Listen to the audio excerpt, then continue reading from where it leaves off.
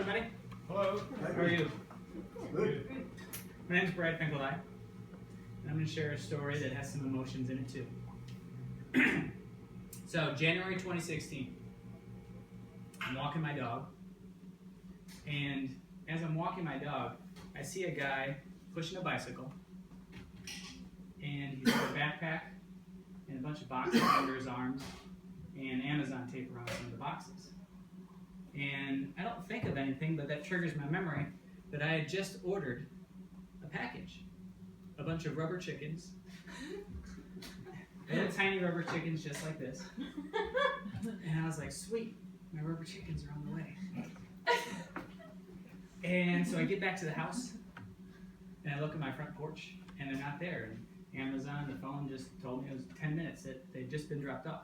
I was like, what the heck? I looked inside, they weren't there. And then it hit me. Oh, the guy on the bicycle, he just stole my rubber chickens. I've got to chase this guy down.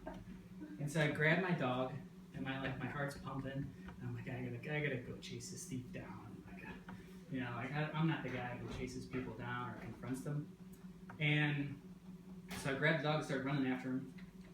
But before I get into that story, a few years before that, I wasn't confident enough to do anything like that. I had a big house, nice car, all the things and stuff you could want, really high-paying job. And I felt alone and sad and not happy with who I was. And I was stuck behind the computer all day, not making a difference in the world like I really wanted to. And so I ended up watching this documentary called Happy Movie. And that made me realize that happiness really isn't about money. And so I reached out to a life coach, and we had a 2-hour conversation. And in this 2-hour conversation, at the end of it, she looked me in the eyes. She said, "You're not confident. You're buying your confidence with all your money." And I left that conversation with like a gut punch of reality, like, oh, I've been a fake fraud for a long time. And I knew then I had the awareness of what I had to work on in my life. And I had to work on my confidence. And so I stepped up and eventually left the corporate world and moved back home for a while and rehabbed my mother's house just by watching YouTube videos.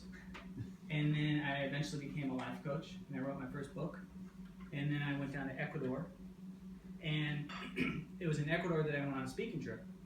And about 20 other speakers with us. And one of the speakers was named Raphael.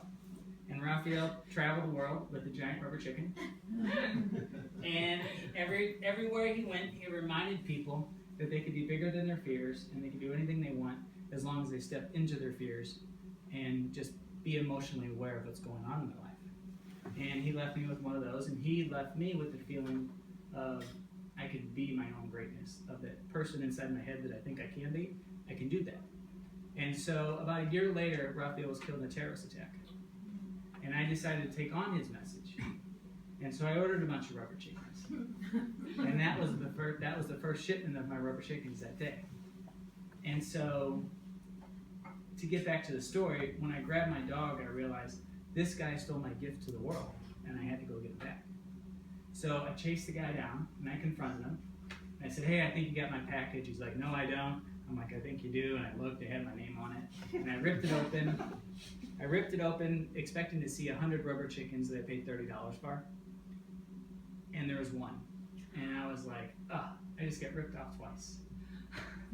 And so I held up the rubber chicken to his face, and I realized in the moment that it was no longer about me. It was about making a difference for him, because I could tell something wasn't right in his life. And I just listened to him, and he explained that 4 people had died in his life that year. He was strung out on drugs, his mom was strung out on drugs, his girlfriend was strung out on drugs. They had gone homeless, and they had turned to stealing packages off people's porches to get by. And so it was in that moment that I learned when I listened to someone else, like really listen, I can make a difference for them.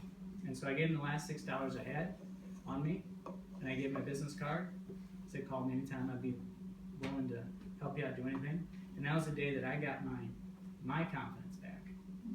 And that's what I'm giving back to the world, is that when you become emotionally aware of what's going on inside of you, and you step into your fears, you can do anything you want. Thank you.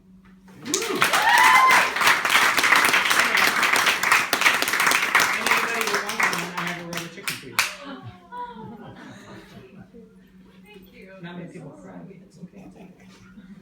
So yeah. So if you want one, come see me. Thank you so much.